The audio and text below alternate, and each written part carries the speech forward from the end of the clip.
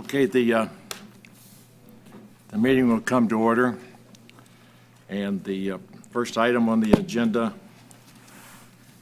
is the agenda approval. I'll move approval. And I'll second. Been moved and seconded that the agenda be approved. Public comment on matters not on the agenda. Chairman You Denton, want to we should report on the closed session. close session? Oh, yes, closed The session. board did meet in closed session to have a conference with its real property negotiator, and no action was taken by the board.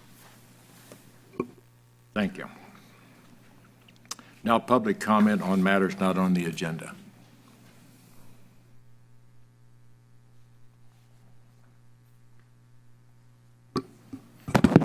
In addition, I'd like to report out on the closed agenda, one property that was listed, the Silva property, is asked to be removed from the closed session agenda and brought back to the board at a future date. So that was the one thing that that was removed. Thank you.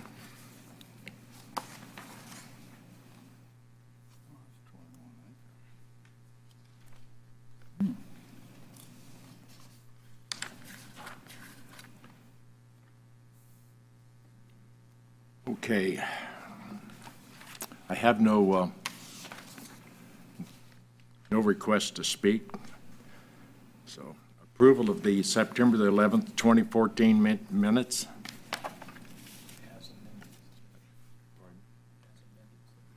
Oh, yeah. As amended, the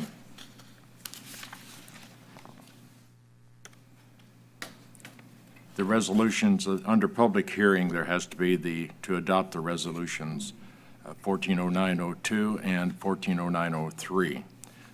The motion was passed 3-0. And the signature on the last page has to be returned to Kenrick Jameson. Ken is no longer our manager there. I'd move approval of the minutes with the corrections. Second. Been moved and seconded that the amendments, the approval of the September the 11th, 2014 minutes be approved as amended. All those in favor? Aye. Review of the monthly year-to-date revenue and expenses. Good morning, Mr. Chairman and members of the board. This cash flow report summarizes receipts and expenditures for the month of August 2014. The Fund 870 starting balance for August was $4.2 million. The starting amount includes end-of-year entries that moved funds from the state cost share account, which is Fund 257, into Fund 870, so it's a significant difference over the amount reported last month. For the period, there was no revenue. Expenditures for the month totaled about $55,000, primarily in the Southport project. The state funds account, 257, still holds an additional $886,000. That payment was received in July, but as we closed out the books, we moved it around, so I never directly reported on it. I'll report on it now, and it still remains in the 257 account. Combining that with Fund 870's end-of-month balance, the cash position for the month of August is $4.9 million. We have a true-up payment circulating through DWR right now, and it includes $4.4 million under the design funding agreement, $1.5 million under the construction funding agreement, for a total of $5.9 million. We should get that in about 3 weeks. We don't expect any changes to the number. We reported a higher amount in the progress report, but after adjustments and review by DWR, the amount is currently at $5.9 million. When we submit the quarterly work plan in the near future, we'll be requesting another advance for $570,000, and we'll expect that to be coming within a couple months as well. So that's the near-term revenue picture. and the month, as I mentioned, finished up at $4.9 million. There's one other bit of financial type news to report, and that is that Standard & Poor's upgraded WSAFCA's credit rating from A to A+. And they based the improvement on the assessment district's increasing property values that are trending up solidly, the distribution of how the assessment lands on properties, which is very diverse. We have a lot of residential and commercial, so the assessment doesn't land on one particular form or entity disproportionately. We have very strong debt service coverage, about 2.81 for our maximum debt service, and it's anticipated to go up to 4 times annual debt service, which is really good. And they also took into account future borrowing that we would need for future construction projects. And they also liked that the fact that the assessment district's overall outlook is very stable, so that's good news. And that ends the report for the month. Thank you. Any questions? I do. This 5.4 million that you talk about from the state, Yeah. what fund's that going to go into? Is it going to go in 870 or 257? Well, what'll happen now, the reason why the $800,000 still remains in the 257 is that there's a advanced funding component in it. When we get this next true-up payment, that's pretty much going to put everything into revenue, actual revenues received, rather than revenues in advance. So that $800,000 and the 5.9 will move into 870 directly. We'll do an accounting Okay. change. Okay, thank you. You're welcome. Thank you. We're down to the consent agenda, and I have a request for, from Kim McDonald to talk on this.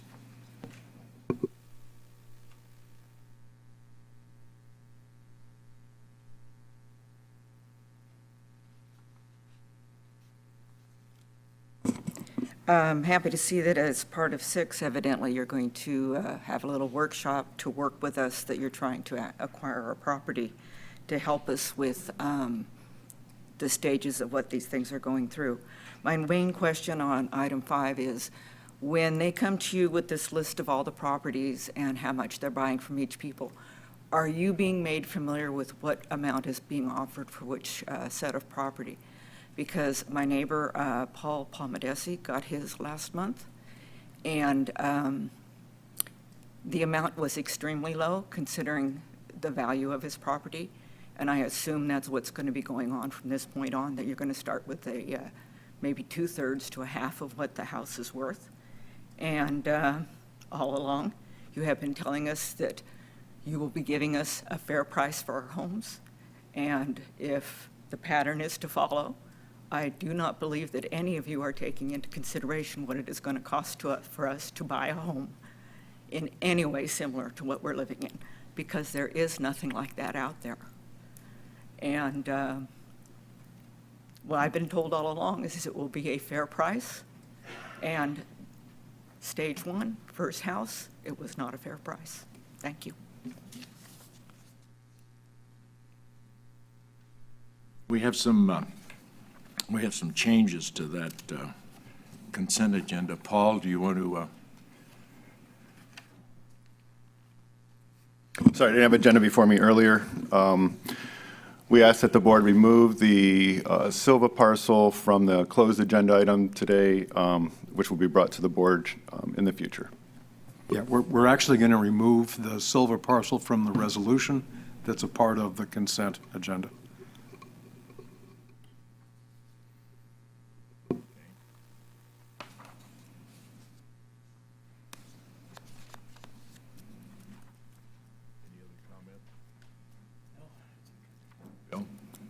No, I think our regular agenda, item number 6, a workshop on real estate acquisition, is going to answer the question that was just proposed.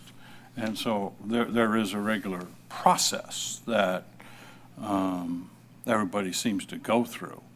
So, but, I just wanted to make note that I think the workshop is going to answer the questions that was asked earlier.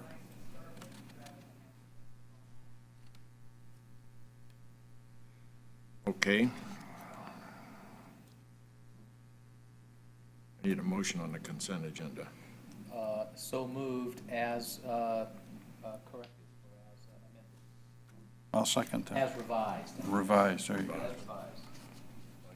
I'll second that. It's been moved and seconded. All those in favor say aye. Aye. Aye. Regular agenda item number 6, the workshop and real estate acquisition process.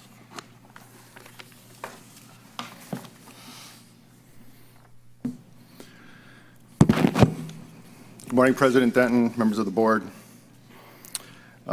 This morning, I'm going to present to you a workshop on a real estate process. I'm going to talk a little bit about what's the preparation that goes into the process, some of our state requirements. I'm going to focus some time on the appraisal and negotiation portion, which we find ourselves presently. A couple of slides on condemnation or the eminent domain process, and then finally, I'll talk a little bit about property acquisition and closing. So first off, you've seen this probably over a year ago now, but we needed to assemble a team for the real estate process. Placer Title Company has been contracted to provide title services. They've been providing title reports, and that really informs the entire process when it comes to real estate. It talks about the easements that are already recorded on properties, property ownership, and other items that we may have to deal with in order to ultimately convey property to the state.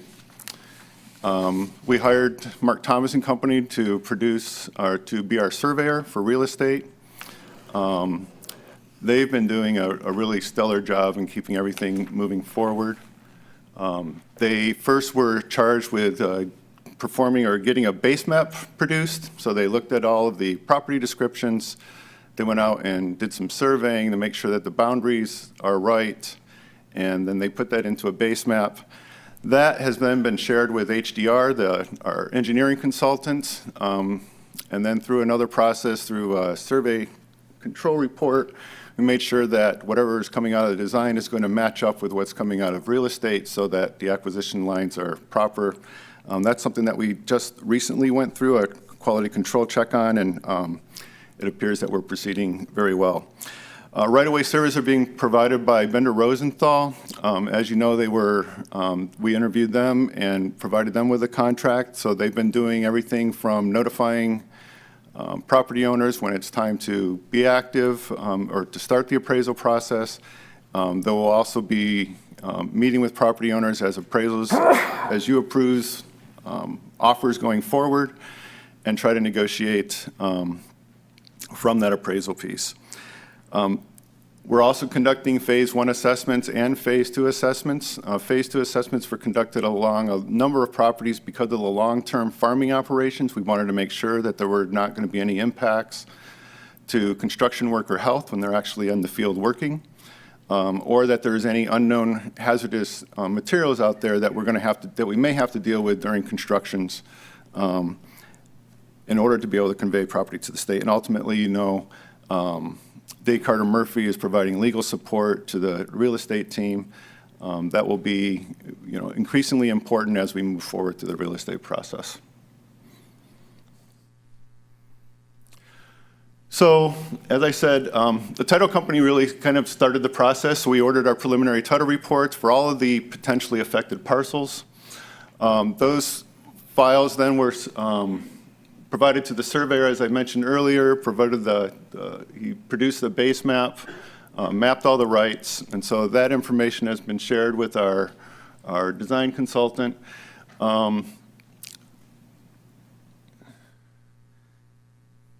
The right-of-way services framework really has to do with how do we communicate with property owners, how do we identify the property rights that we need, how do we get all the documents in the right order at the right time, set up negotiation timeframes, and a relocation plan. So that's what we've worked through with Bender Rosenthal. Phase 1 and Phase 2 assessments, as I told you, they commence with a data set review. So they do a lot of, there's a company that specifically takes records that come from state and federal data sets, compile them all about where, in fact, hazardous locations or hazardous substances have been reported or are known to exist within the vicinity. I would be remiss to talk about real estate without talking about our state funding partner. The real estate plan is emphasized here. We had to talk about what is the project, what is the purpose of the project, talk about the various property interests, whether those be permanent rights that we need or whether those be temporary rights. It discusses utility relocation and then hazard and toxic waste. Additionally, the state requires us to submit appraisals for their review. Plats and legal descriptions all have to be wet ink. They all have to be signed and sent to them. And phase one environmental assessments to ensure that we're not buying property that may subject the state to a future liability.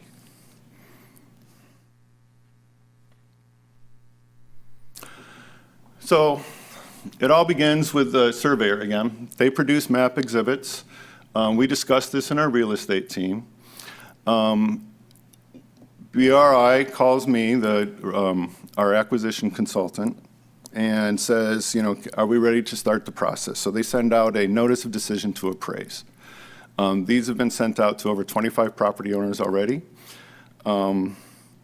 Once that is done, they also ask that we get Mark Thomas set up so that they can go out and put up property line stakes. This is really useful for a number of reasons. The appraiser then can identify what is the acquisition line that we're being requested from that property owner. It helps the property owner understand what are the impacts to their property. And it sets the stage for the next meeting normally at the property owner's residence, where the right-of-way agent and or appraiser would meet with the property owner to talk about, what are the next steps in the process.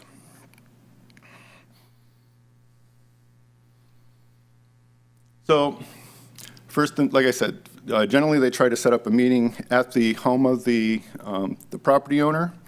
The property owner will do an investigation and take notes, make observations about the property, unique circumstances, items that may be affected by the property acquisition. So maybe fencing needs to be replaced, or maybe new right-of-way is going to be affecting, a corner or a sliver of that property, all of those things.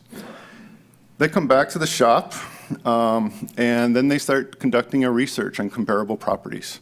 So their job really is to look near and wide of properties that are similar in size, similar in type, similar in improvements when they can.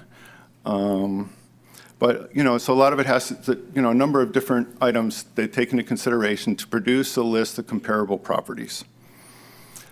Then they evaluate the subject property, the property where we're seeking the acquisition, against those comparables. And you'll see in an appraisal report whether or not the subject property or the properties are superior or inferior to that particular property.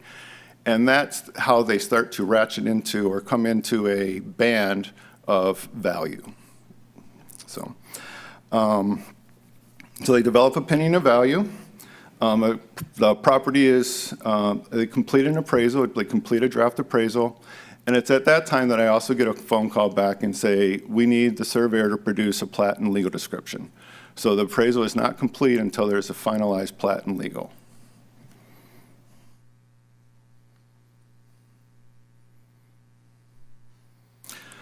So again, a little bit further on the appraisal, at BRI it goes through an internal review. It has to be reviewed by a licensed appraiser. When the appraised amount is over $100,000, it goes to outside review. So this is a third-party contracted appraiser who reviews the information, makes sure that they followed the appraisal standards that are set up by the national accrediting body. After that, as I told you, once the plat and legal is produced, it comes into WSAFCA for our review. So I will take a review of that and go through it, look at the comparables. A lot of times I will send back questions and ask, about different aspects of the appraisal. Once that's also complete, we send it off to Department of Water Resources. Department of Water Resources, in almost all cases in this case, will have those appraisals reviewed by the Department of General Services. So the Department of Water Resources will only review appraisals and be able to submit back comments about or approve appraisals for under $25,000. So by virtue of that, it does go to DGS. We've already submitted a handful of appraisals, but haven't received any feedback yet. We've been told it's 13 weeks for them to review an appraisal.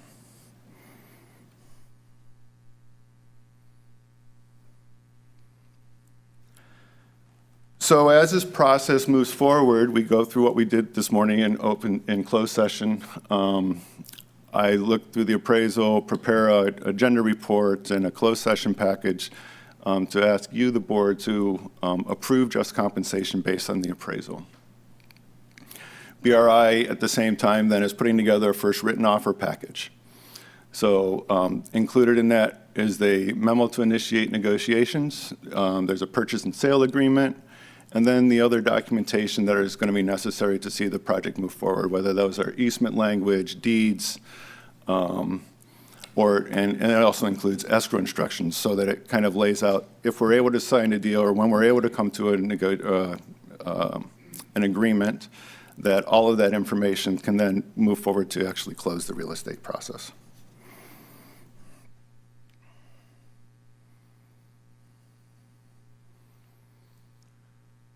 So after the board approves just compensation, BRI will reach out to the property owner to try to arrange a meeting, send them the first written offer package. They give them over a week, at least a week or more, to review the package so that they have time to go through it, digest it, talk with their family members. The amount that is offered for compensation is the amount that's in the appraisal. If there's some, if they aren't able to meet, then BRI will try to meet with them again. So we generally have a practice of requesting that BRI reach out to every property owner at least 3 times to try to discuss the appraisal, and it has to happen at least over 30 days. So just kind of at the time when they do meet, BRI's appraisal or agent will be telling them, you, Mr. Property or Mr. and Ms. Property Owner, are eligible to get your own appraisal if you think it would be worth your while. And the state law requires that we offer at least $5,000 for that appraisal to be produced.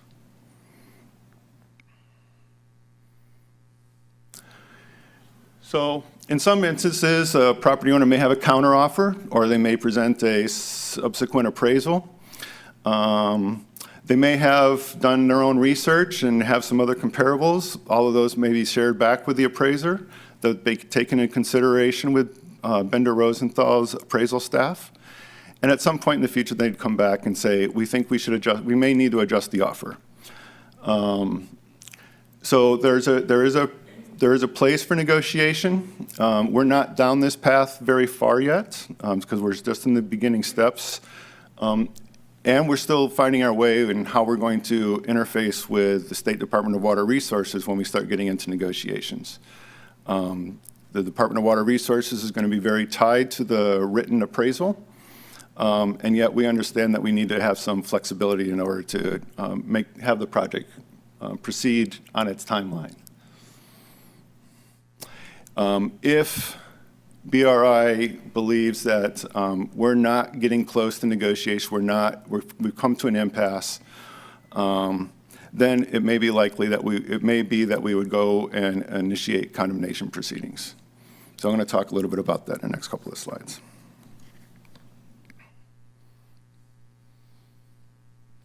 So before that happens, I would, again, prepare a staff report and come to you and ask for a resolution of necessity. And the resolution of necessity would be explicit to why we're asking for the property, what's the purpose of the project, what is the area that's being acquired, and why we would be using the system that we have in order to get that piece of property for the project.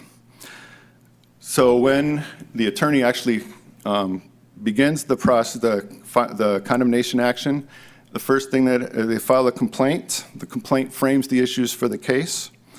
It alleges the agency's right to take property for the public project. The complaint asked the court to issue a judgment setting the amount of just compensation to be paid to the property owner, and also requests for a final order of condemnation to be able to transfer property rights to the public agency for the project. Summons is issued for all the defendants in the case. There's also a document that lists pendants that is recorded with the county recorder and filed with the court. Essentially, this is to notify all property owners who may be on title or may have interest in the property that if the condemnation order and settlement is reached, that their rights would be subordinate to the agency's. It also is that, and then there's also a deposit of probable compensation. So before we enter into the court, before we file, the money has to be deposited so that the courts know that you're willing to execute the offer that you're pleading.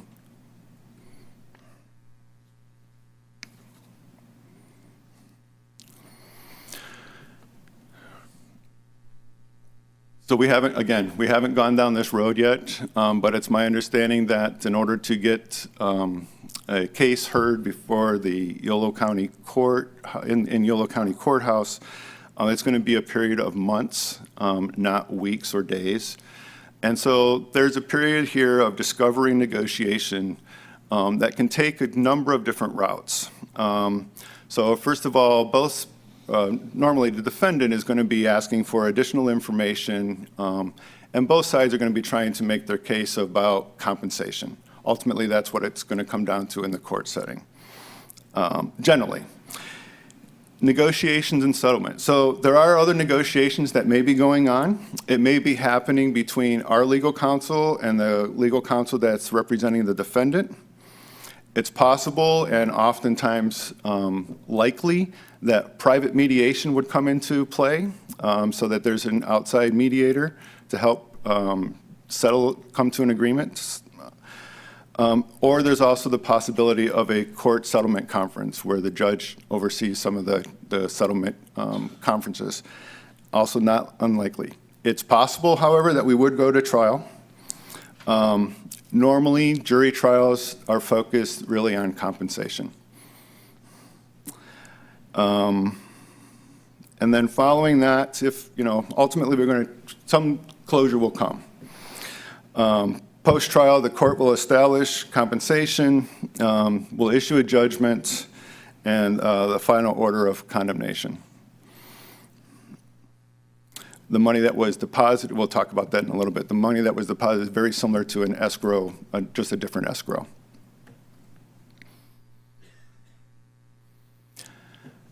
I don't want you to think that somehow this is any less important than anything else that I've discussed this evening.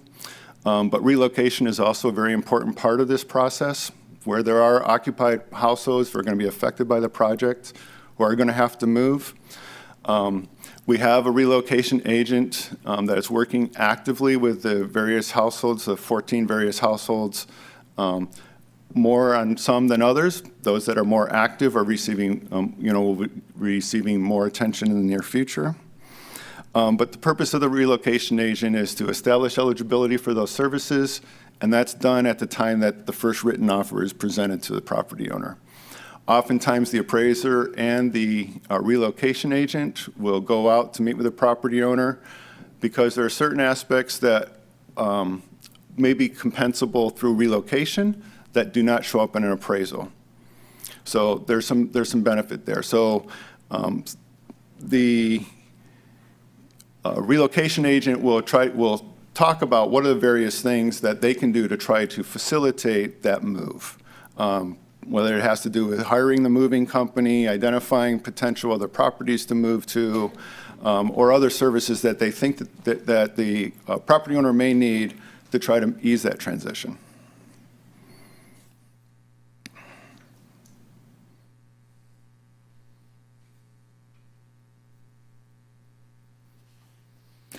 So the other thing that I know that you've heard before, and how quickly does this happen? This also is part of a negotiation, but once there is an agreement, if between the property seller and the agency. The relocation agent will have done some work with them already to try to help them with their moving. And a 90-day notice is presented to say, in 90 days, we're going to ask you to be out of your property. At 30 days, another notice is also provided. So just so that you understand what the process is. This is after we've already come to agreement on the offer and that relocation is imminent.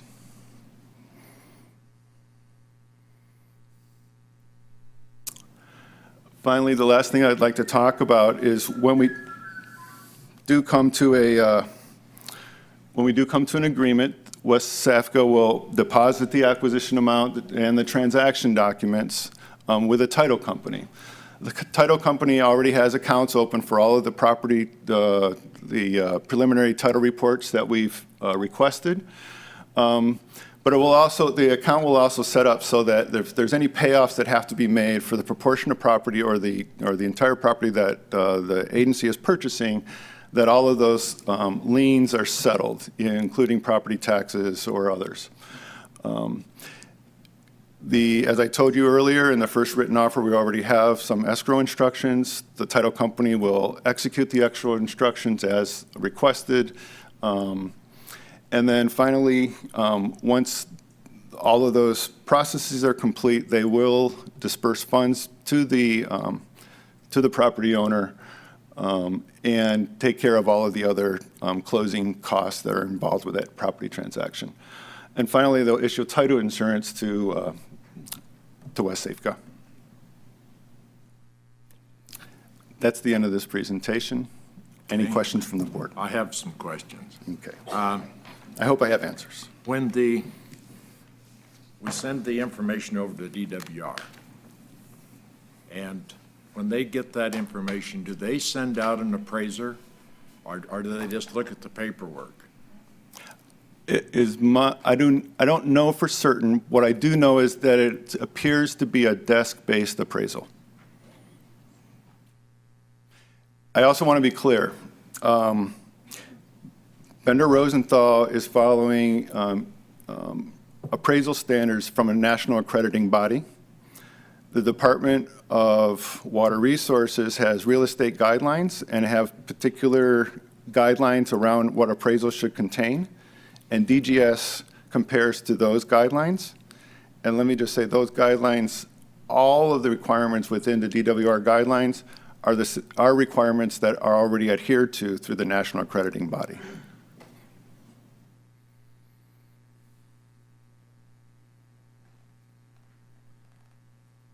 And we definitely, we make it quite clear to everybody that we're dealing with that if they disagree with the assessment, that there is they can hire their own assessor, real estate guy, to appraise it and so that you can negotiate the two together. That's right. So if we get comparisons that happen after the appraisal was delivered, those will be considered by our consultant, and we may adjust value based on those.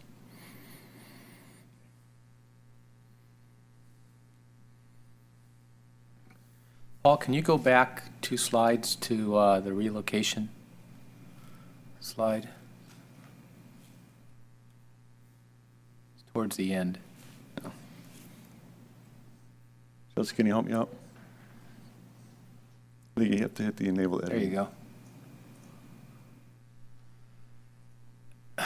That second little tab there, if house is part of acquisition, the relocation agent conducts a replacement housing valuation. What do you mean by that? Are they assisting them negotiating, buying a new house, or what's the circumstances there?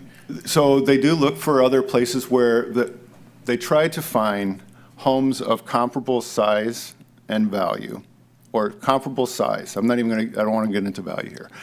That would be suitable to the household that's being displaced.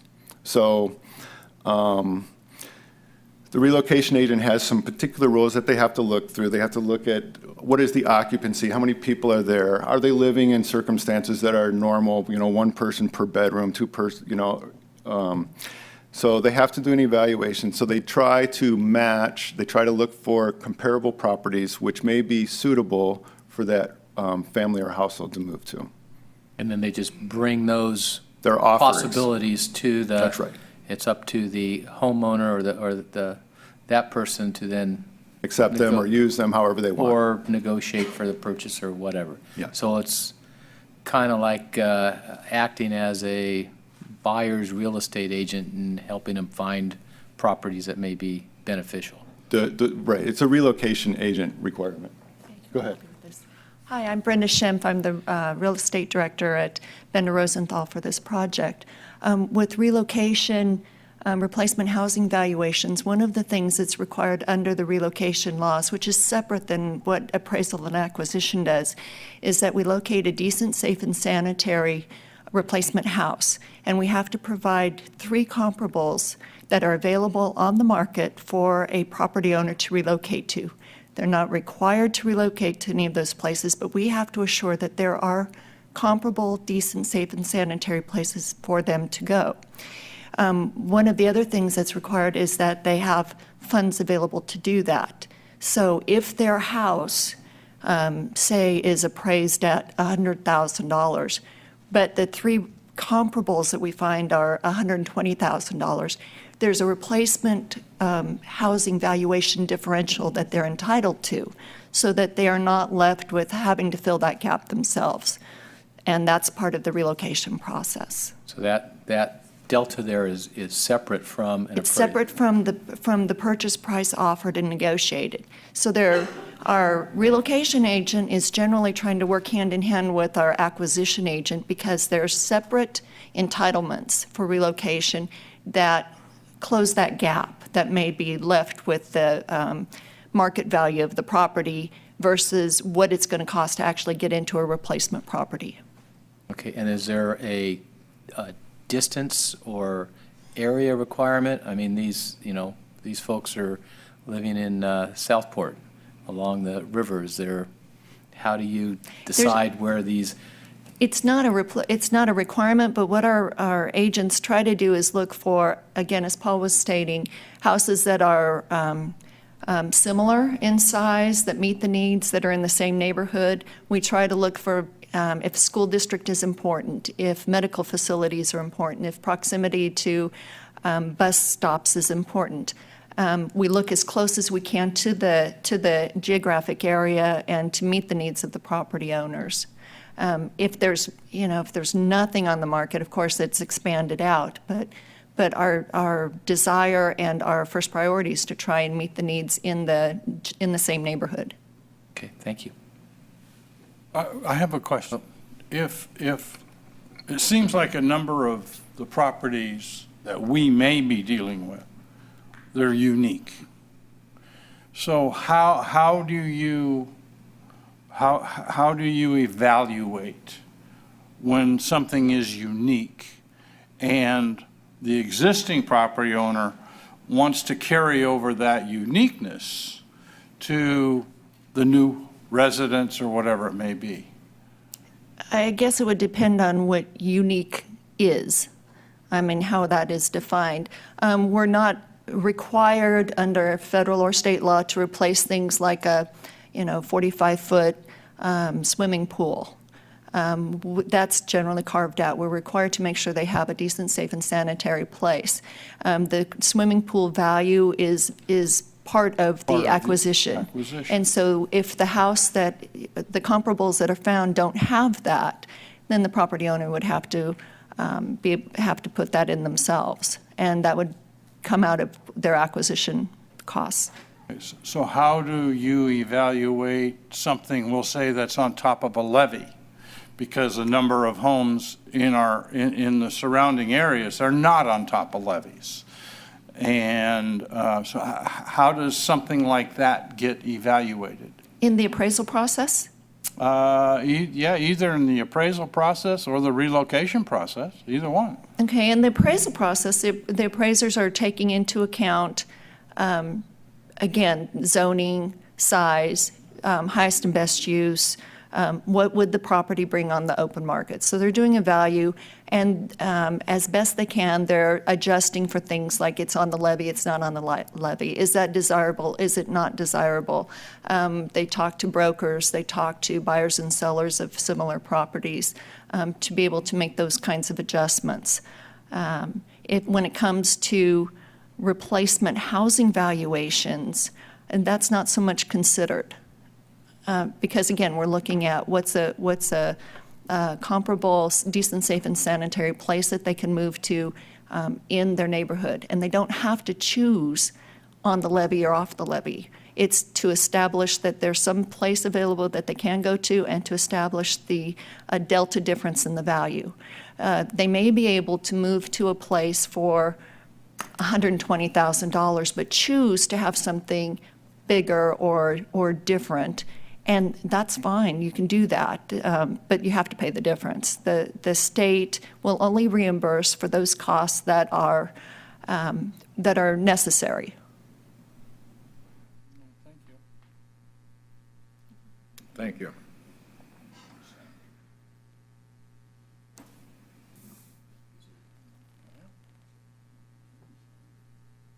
I don't have anything else. Kim McDonald.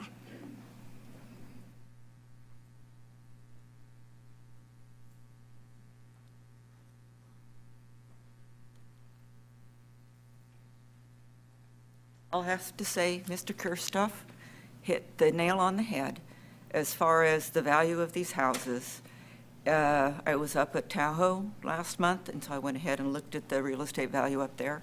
And the difference between the cost of a house that was on the lakeside with a view of the lake as opposed to a house directly across the street, which did not have that view and had one property in between, was double the price consistently. And what I have is a view. And a view is not safe, sanitary, or for my health. The view is what I paid to live there for. And the other thing that comes up, if you were listening to Mr. Dirksen, is the fact that the funds for our house that is their appraised value will be held in an escrow account if we decide to fight and are being put into condemnation. That means I will be kicked out of my house, and there will be a trial later on down the road. Months, he said, before the trial could be booked. I have also heard as much as a year. In that time, you are holding my money for me. I am out of my house, and I'm not sure who exactly is paying for my cost of living and rental of a place while I cannot be in my house. I do not own my house. You guys are going to buy my house from me, but no money has exchanged hands. This workshop would have been very nice if he'd have called us in, explained these things to the property owners so that we knew what was coming. I've asked several times for just what was up there. Once I've got the appraisal, what is the timeline? How long do I have to do this, that, or the other thing? I have been in contact about relocation. I have been there 5 years. There's a lot of things that need to be moved. I have places for them to move to.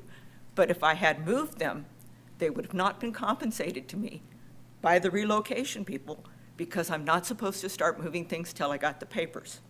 Now, I'm going to be in a 90-day, 6 months timeline where I've got to get all this done. And I could have been slowly doing it, which is my process of doing things for years. But if I had done that, and which I did do with some of my things, I will not be compensated for those things because I chose them to do them before the appraisal came. And this is just some of the things that is driving me crazy.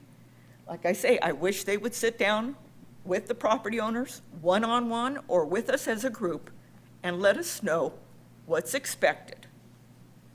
And like I say, I hope you each know how much Paul was offered for his house and think if you think it's a fair value, because nothing we have seen that's even close. He'd have to, like you say, borrow money to make up to get the same kind of house. Thank you.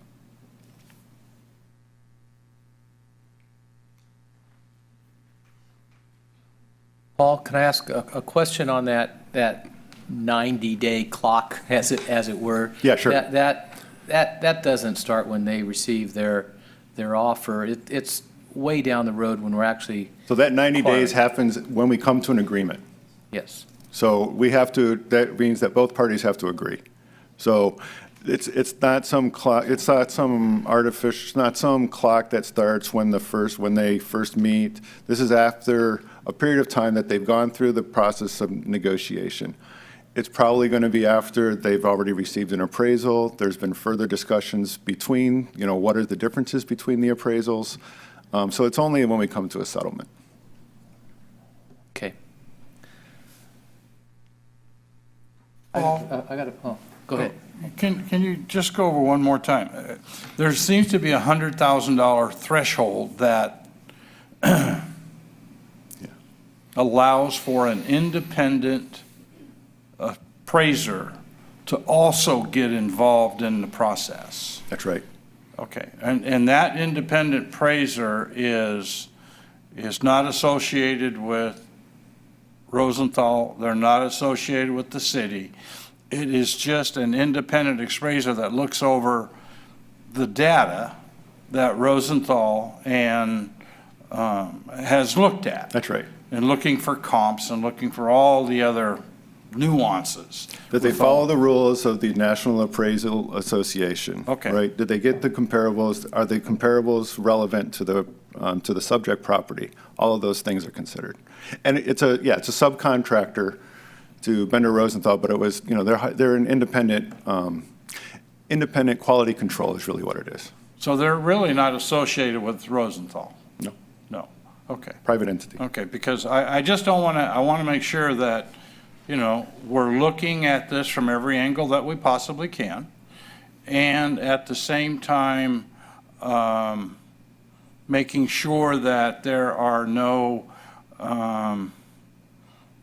issues as far as one company just okays and rubber stamps what the other company has done. I mean, I just want to make sure it's really independent. No, if I didn't make it clear enough, there's a lot of people that have to touch and review these appraisals, right? Okay. So it's not only internal to BRI, external review, back to WSAFCA, over the Department of Water Resources and Department of General Services. All of these people will touch and review the appraisal. And BRI will also talk to the property owner.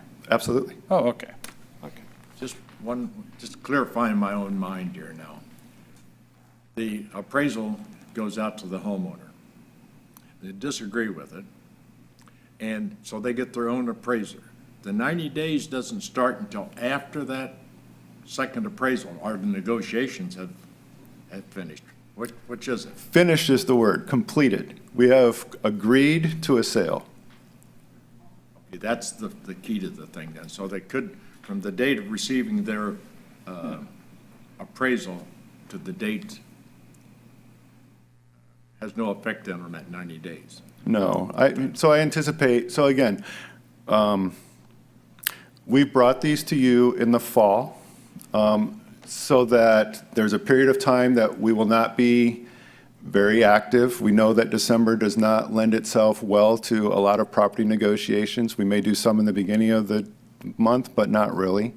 And it won't be until next year that we'll start talking about, are we coming to an understanding that we have some impasses that we may need to consider going to condemnation, but we're going to try to have negotiations proceed during this period.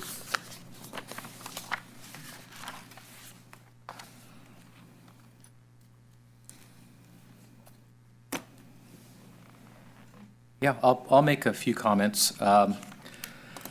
I hope this workshop was helpful. I mean, it was a good refresher course for me, and I'm sure for you guys too, and the property owners that are going to be affected. I think, this process is starting and everybody is anxious, but I think I want to remind some of the property owners out there that you have asked for us to come to you sooner rather than later.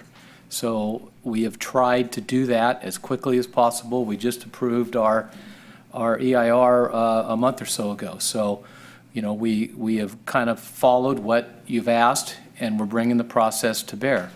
It is a set process. Myself, and I've heard my other colleagues consistently tell staff that we want the owners to be treated fairly and to compensate as best we can. But there is a process that we need to follow through the appraisal, through the state approvals, to come up with a value to be able to offer to you. You're going to have the opportunity to go out and counter if you so think it's necessary. And I advise that you get the best help you can to come up with what you guys think your home is worth, and then the negotiations can commence.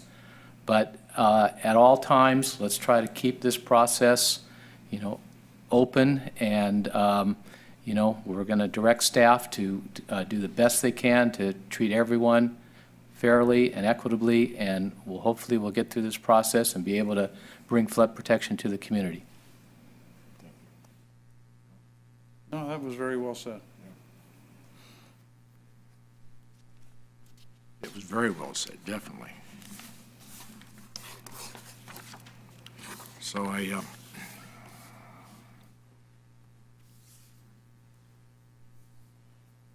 this closes the workshop then. We move to item number 7, presentation of a new microsite for West Sacramento Flood Project. Crocker and Crocker is...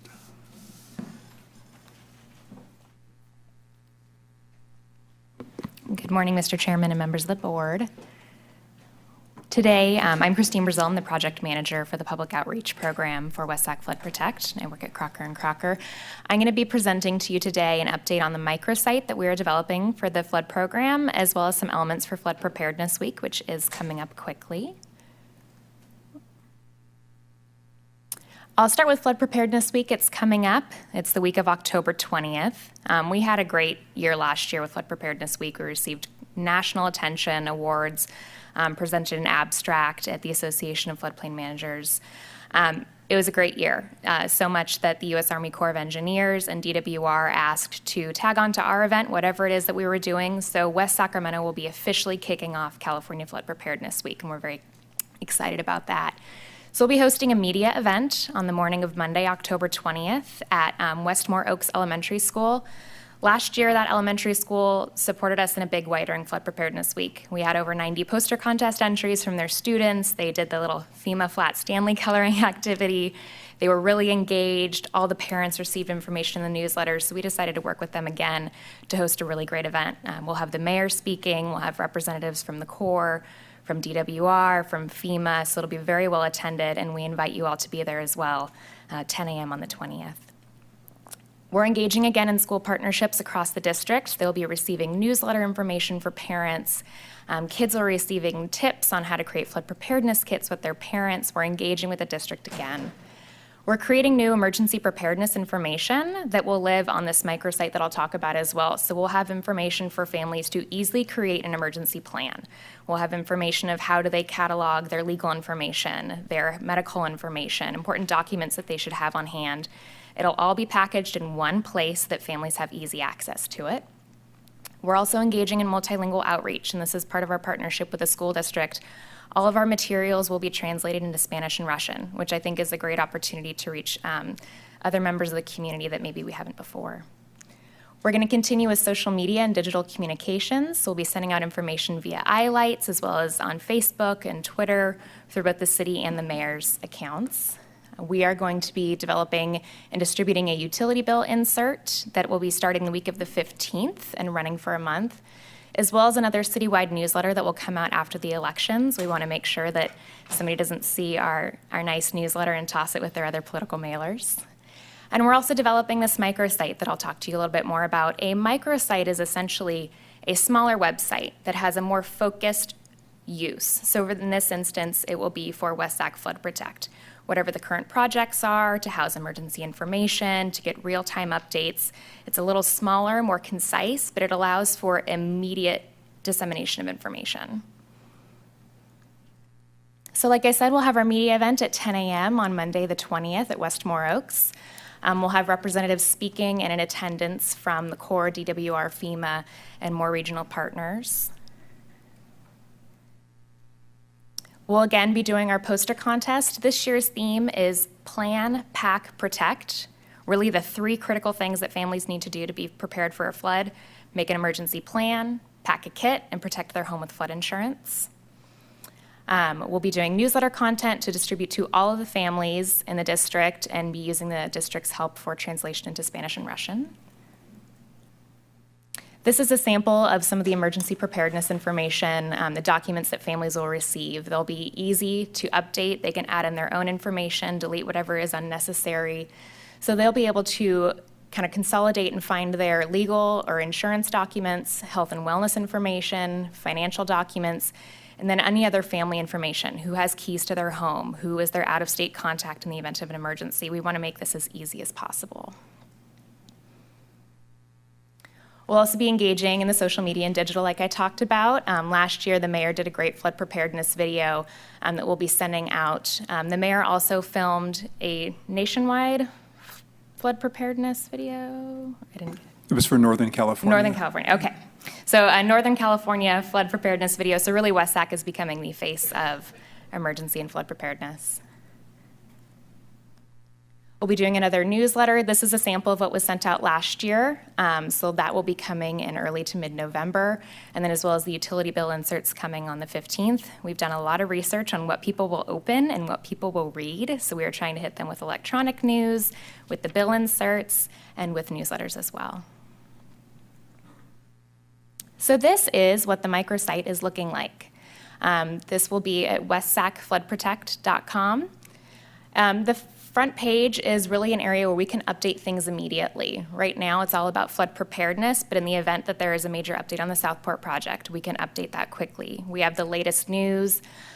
So at the bottom, you can see we're promoting the Flood Preparedness Week. We have information regarding the letter that was sent for the board workshop today, the last communication that went out regarding the Southport project. So all of that information that is mailed or distributed to residents will also live on the website so they can see it at any time they'd like. So the different pages that we have, the first one, we're adding images. The first one is flood preparedness. This is where everyone will be able to download the information they need. What do they need to have in an emergency kit? The documents they can have. This will all be living online. It has total mobile access. So in the event that a family is shopping for their flood preparedness kit, didn't bring a list, they can easily see it on their iPhones or whatever device they might have and get their information there. We have a general about the district page and more information about the board, encouraging folks to come to meetings. We also have a page on the website for the specific projects. So right now we have highlights on the Southport project, but also brief summaries about past projects or other ones that we feel should be highlighted. The site will link up to social media, which will be great in the event of an emergency or if we need to disseminate information via digital media. We're going to be doing a newsletter sign-up so that we can distribute electronic newsletters to folks that are interested in the project and want more information. We'll have the downloadable PDFs so that anybody can access those emergency planning documents at any time, and we'll have the latest news on the microsite. That's it. I have a question. Sure. We're forming a new website. Mm-hmm. Okay. What's wrong with adding it to the old one, or at least bringing the old one into this one? Why do we need two? We're bringing a lot of information from the city's website onto this microsite. Doing a smaller site like this allows for more immediate updates. It is a smaller site, so it's easier to navigate through. We won't have the legal documents that currently live on the city's website. I think those have a place, and they definitely should be there. So this is more for information, citywide beyond homeowners that are directly impacted by projects, just to really disseminate information in a graphical way, in a very public-facing way that's easy to see and understand. It gives us a little more liberties in terms of design and what we can do based on the template that the city has currently on their website. It seemed to me that the people of this community are interested in the development of their levee, okay? And that's the first thing, the first step. And then the other information follows right along. But I think you could combine them if you have a flood control project, that if you add it to that, it becomes more detailed as to why you're doing this and which way you're going, you know. Absolutely, and that's part of the liberty that we have on this microsite is right now, due to Flood Preparedness Week, that's really what we're promoting on there, and that's the content that we want the citizens of West Sacramento to really get immediately. After the week is over, we'll be able to really promote projects on the Southport area or whatever is timely and is important to communicate to them, we can update instantly. Okay. I'll discuss that later, all right? I have a question. When you say Westmore Oaks School, are you talking about the Westmore Oaks old elementary school? Yes. Or are you talking about Westmore Oaks, the new Westmore Oaks School, which used to be James Marshall High School? I believe it's the old elementary school. Okay, thank you. I like that reference to James Marshall. That's going back. That's Oh, good. I forgot about River City. I got some of the same concerns as Bill here in that we're going to have two sites kind of going. And, you know, it could confuse people, may even confuse myself. But, you know, it sounds like the micro website is going to be more public outreach and those type of things. But people aren't going to know right away where they're at, whether they're on the city site, which I understand is, you know, that makes sense to have that, the place that has the documents and the meeting notes and all that back there, but how are they going to interplay between each other? Absolutely, and I should have actually provided samples. We've done this successfully with a few clients on the other end, on the drought spectrum. We represent the San Juan Water District, City of Folsom, and City of Roseville on all of their water conservation and drought efforts. And one thing that we found was a concern of their residents is they felt like it took too long to get to water conservation information, or it took too long on the city's website to figure out where they needed to navigate towards. So we created a small microsite that really houses water conservation and drought information. When the drought ends, knock on wood, the site will be gone because it won't be necessary anymore. But they now go to that site, they link it between each other. So if there is, say, whatever the stage 3 water mandates are for the city of Roseville, we link to that from our microsite, and we link back directly to the city's page. So they're always interchanging. It's a matter of if somebody is just looking for quick information, I need to download something quickly, they're going to westsacfloodprotect.com. If they are looking for legal documents or a project map, that's something that they will be going to the city's website for, and probably generally would know that that's where they would need to go. On the city website right now, there's the West Sac Flood Protect icon. Where's that going to go to? That, I think we would link to this microsite, and we can have a little brief explainer at the bottom that says, you know, check out this microsite for information on emergency preparedness, project updates. It's meant to be a smaller, more timely website that eventually could go away in the event of project completion or... So someone coming on through the city could go to this microsite, and then depending on what information they're looking for, end up back on the city website. Yeah, depending if they need it there. All right. We'll see how it goes. And we will be tracking the analytics to see how people are using the site and ways that we can improve it, and we can provide updates on that as well. Fine. Thank you.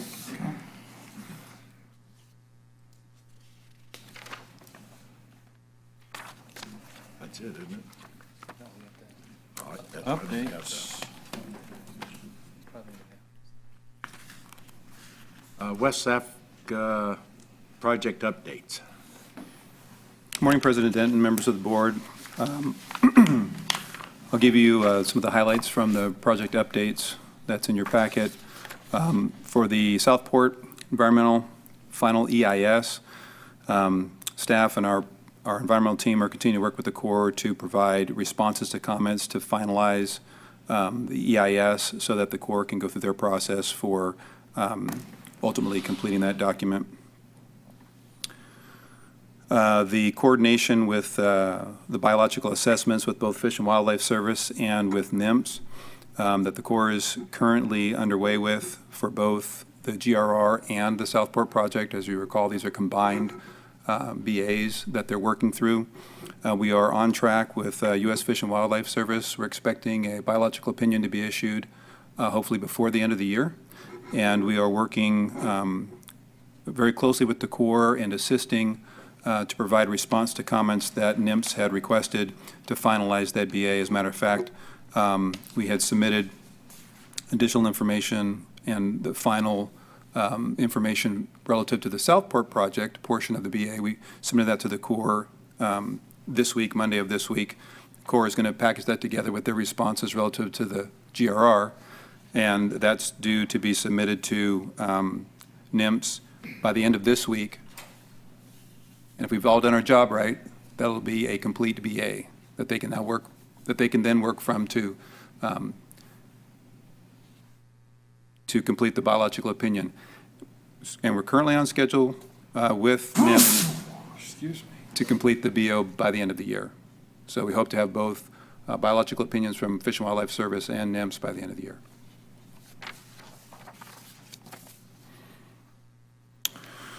We also received some sort of last-minute requests for amendments to the programmatic agreement for the Historical and Cultural Resources program.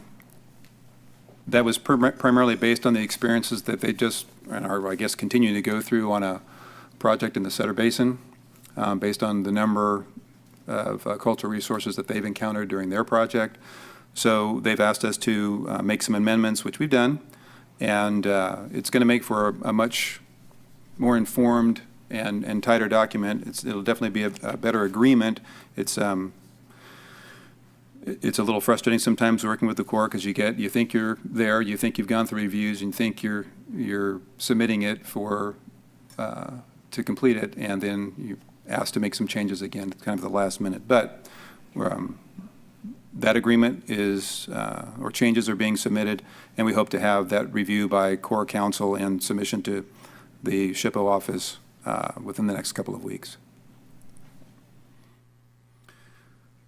So as we reported out last time, staff submitted the revised real estate plan. Very few comments by DWR, but we submitted it to DWR Real Estate Branch for their review and approval.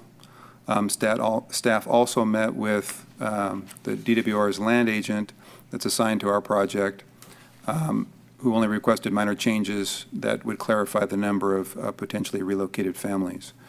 So that real estate plan will now be included as part of the construction funding agreement that we received with the state, and that will be the mechanism for approval of our real estate plan.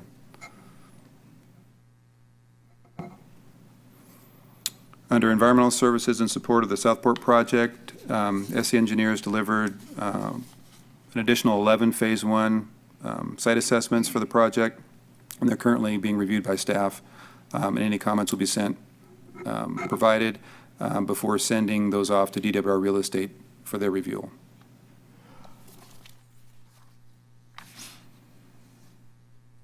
On the design side, we recently received concurrence from the U.S. Army Corps of Engineers based on a previous meeting that the design team had with the Corps relative to the setback levee design. And we received concurrence that the setback levee design meets Corps requirements. For the segments A, B1, and G, we've completed our seepage and hydraulic evaluations and are preparing a report.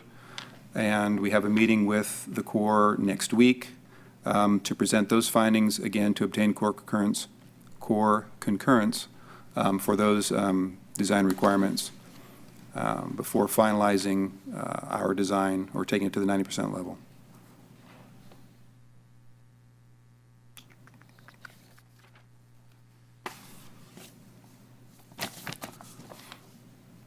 On the state funding agreement, we met with DWR staff last week, presented them with our proposed amendments to the scope of work, and we are currently on track with them to finalize their internal documents that they circulate for approval, and we're working through the process. We expect and we hope to be executing that agreement within the next 3 months or so. On the general evaluation report, the same staff that is working on the response to comments from the draft EIS, EIR have been working very diligently on the NIMS BA and responding to NIMS comments to keep that on track. Once that's done by the end of this week, then they will finalize the response to comments on the general reevaluation report draft documents. Currently, Core District has received all comments from headquarters, all comments from division, all public comments, external independent peer review comments, and agency technical review comments. So they've received all comments that are due on both the draft plan as well as the draft environmental documents. So they'll be preparing responses to all of those documents over the next several weeks. And both the local and state sponsors, that's WSAFCA and DWR, will be working with them to finalize those responses.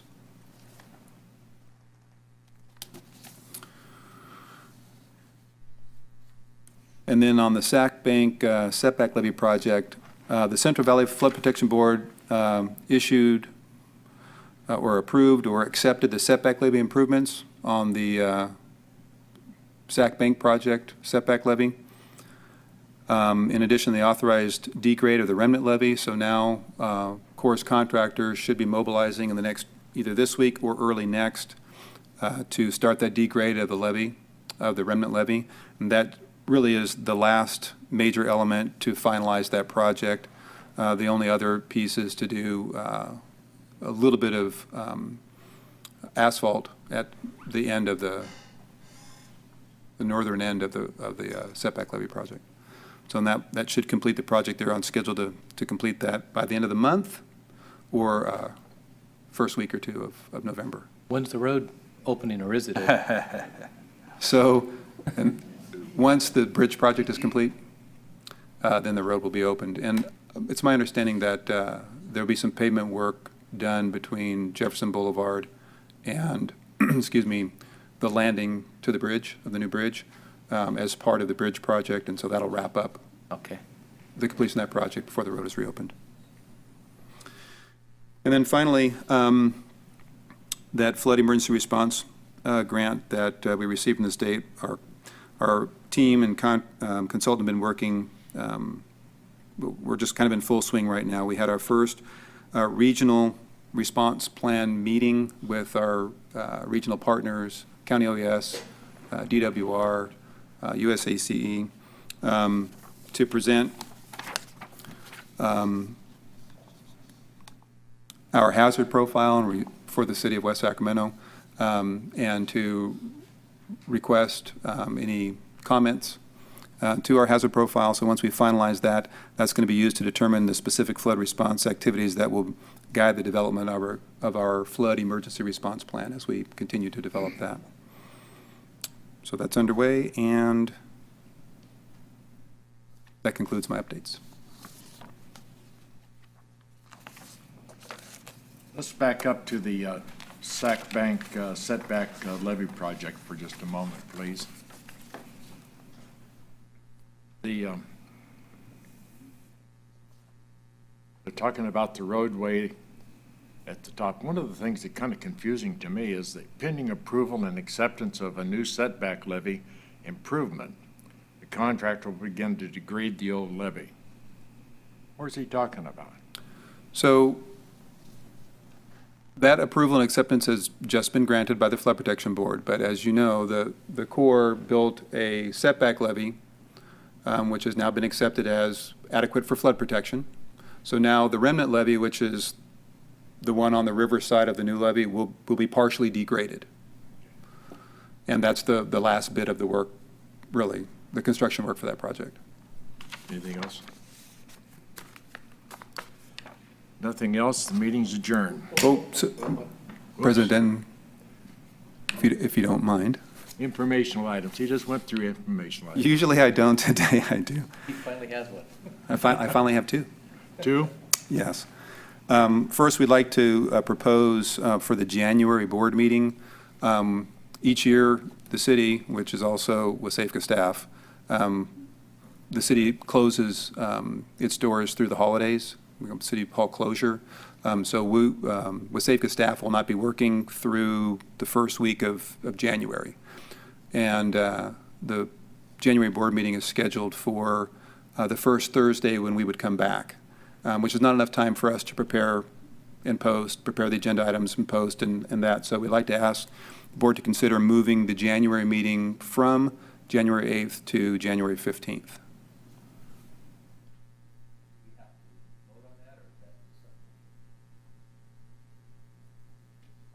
Yeah, you should. You should change it formally.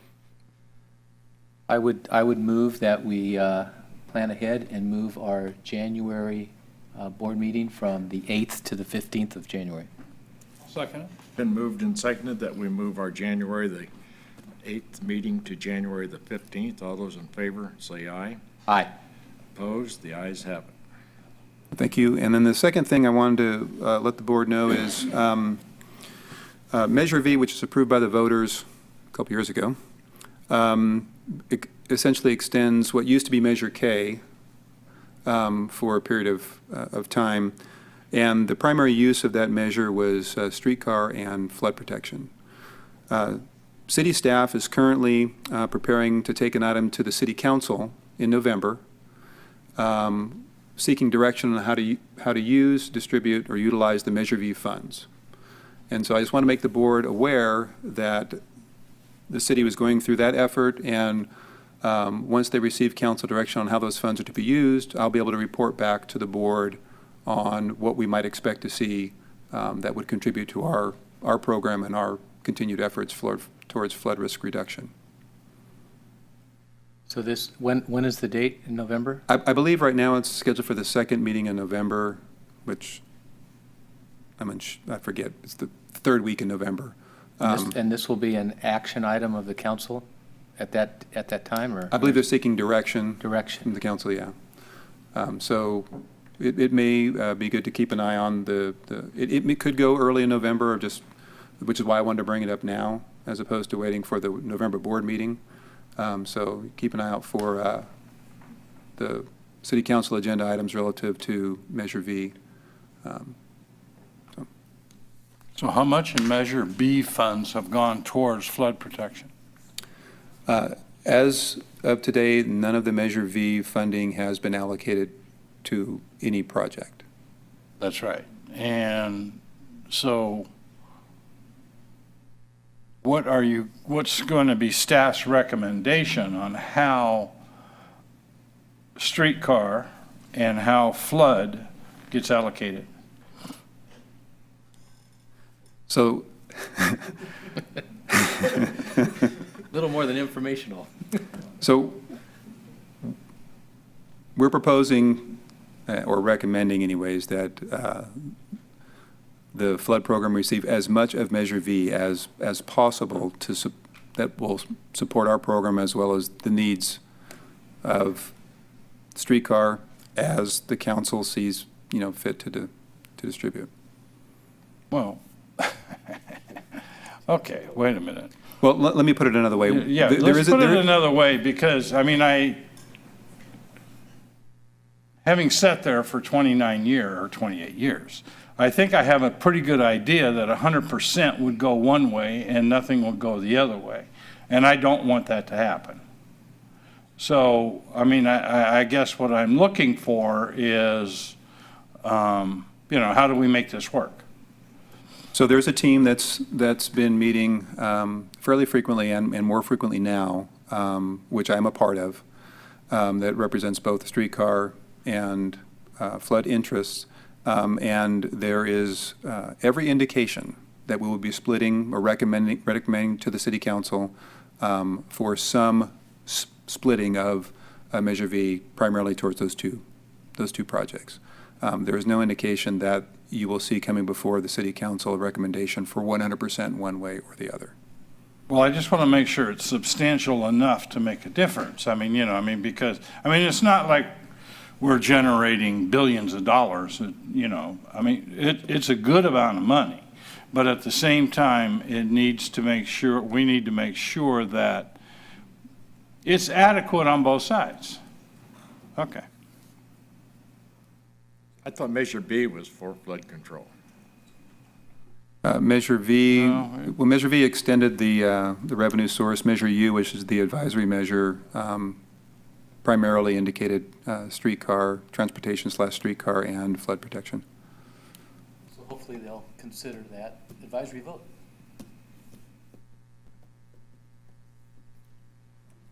Okay, I'm going to struggle with that.